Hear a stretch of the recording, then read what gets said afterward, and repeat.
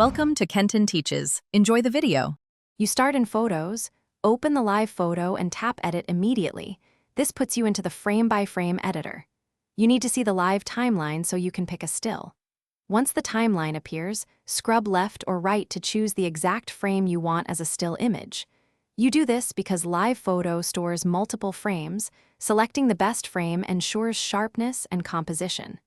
Make sure to act now. Changing the key photo is what converts a live. Now refine the selection.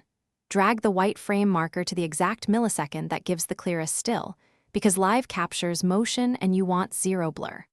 Once the frame looks right, tap Make Key Photo. This tells iOS to use that frame as the photo cover and effectively makes the image behave like a still in galleries. You're doing this to preserve the best moment. It keeps live functionality, but prioritizes your chosen frame for viewing and sharing. Finish by tapping Done. iOS saves your key photo and the image will display as the still you selected.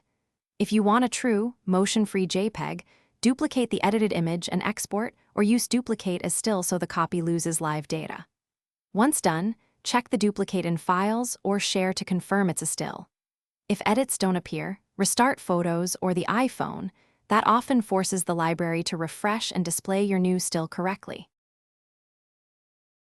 Thanks for watching. Please subscribe if this video was helpful.